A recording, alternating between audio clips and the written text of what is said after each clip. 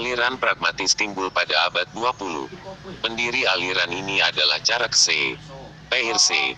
Aliran pragmatisme adalah suatu aliran yang memandang realitas sebagai sesuatu yang secara tetap mengalami perubahan, terus-menerus berubah. Makna etika. Istilah dipakai dalam dua macam arti. Yang satu tampak dalam ungkapan seperti, "Saya pernah belajar etika." Dalam penggunaan seperti ini etika dimaksudkan sebagai suatu kumpulan pengetahuan mengenai penilaian terhadap perbuatan-perbuatan manusia. Makna kedua seperti yang terdapat dalam ungkapan, "Ia bersifat etis" atau "Ia seorang yang jujur." Dalam hal-hal tersebut bersifat etik merupakan predikat yang dipakai untuk membedakan hal-hal, perbuatan-perbuatan, manusia-manusia yang lain. Dalam arti yang demikian ini, bersifat etik setara dengan bersifat susila. Menurut Ibnu Miskawai tentang etika dalam karyanya yang berjudul Tahzib al-Akhlaq, dia mencoba menunjukkan bagaimana kita dapat memperoleh watak-watak yang lurus untuk menjalankan tindakan-tindakan yang secara moral benar terorganisasi dan tersistem. Menurut Aristoteles tujuan hidup manusia adalah mendapatkan kebahagiaan. Kebahagiaan manusia akan dapat diwujudkan dengan sendirinya melalui dua jalan. Pertama, melalui sifat pertengahan antara mengikuti dorongan sifat kebinatangan dan kemanusiaan, yakni nafsu makan, hasrat, dan nafsu yang berada di bawah bimbingan akal. Kedua, kebahagiaan itu terjadi pada pengguna akal dalam melakukan penelitian ilmu pengetahuan dan merenungkan tentang kebenaran. Patut pula diangkat bahwa etika sebagai ilmu pengetahuan dapat berarti penyelidikan mengenai tanggapan-tanggapan kesusilaan, sedangkan etika sebagai ajaran bersangkutan dengan membuat tanggapan-tanggapan kesusilaan. Sedangkan menurut Al-Ghazali tujuan pendidikan adalah mengembangkan budi pekerti yang mencangkup penanaman kualitas moral dan etika kepatuhan, kemanusiaan, kesederhanaan dan membenci hal-hal yang buruk seperti melanggar perintah atau kehendak Tuhan. 6. Etika dalam kajian filsafat merupakan bagian dari aksiologi karena etika berbicara tentang tujuan yang hendak dicapai dalam segala sesuatu. Sedangkan dalam ontologi dipertanyakan apa hakikat sesuatu, dalam epistemologi dipertanyakan bagaimana sesuatu itu terjadi dan dari mana sesuatu itu ada, maka dalam aksiologi dipertanyakan mengenai tujuan dari hakikat sesuatu. Misalnya, tentang pendidikan Islam maka muncul pertanyaan, apa pendidikan Islam itu? Mengapa pendidikan Islam diperlukan?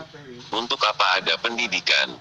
Berbicara tentang etika keilmuan, apabila digunakan perspektif pragmatisme, etika keilmuan diatur menurut nilai-nilai dan etika pragmatisme. Pragmatisme berasal dari kata pragma, bahasa Yunani, yang berarti tindakan, perbuatan. Pragmatisme adalah aliran dalam filsafat yang berpandangan bahwa kriteria kebenaran sesuatu ialah apakah sesuatu itu memiliki kegunaan bagi kehidupan nyata. Pragmatisme berpandangan bahwa substansi kebenaran adalah jika segala sesuatu memiliki fungsi dan manfaat bagi kehidupan. Pendidikan agama Islam adalah bagian dari tugas agama, maka mengajarkan pendidikan Islam adalah kebenaran.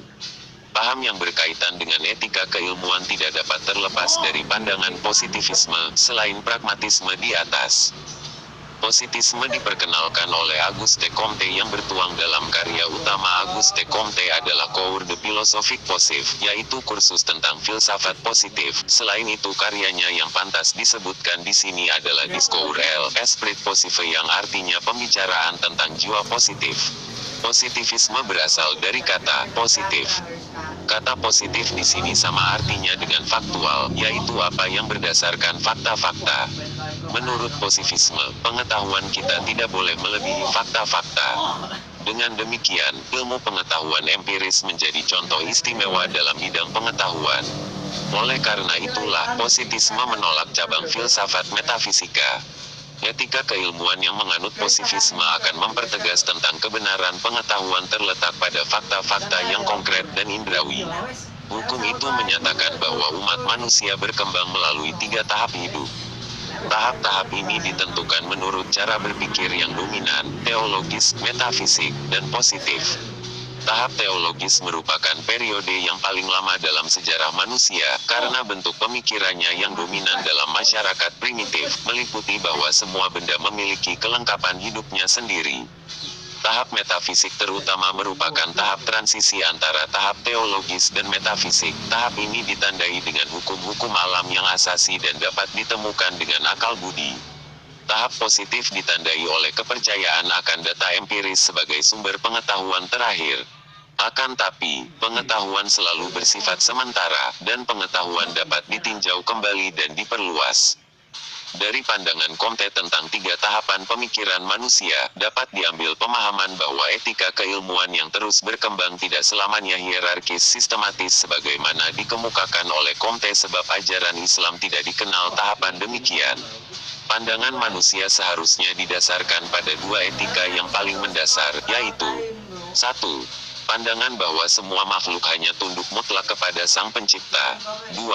Semua pengabdian manusia sepenuhnya harus didukung oleh rencana-rencana yang tertuang dalam wahyunya, yang berupa Al-Quran dan As-Sunnah.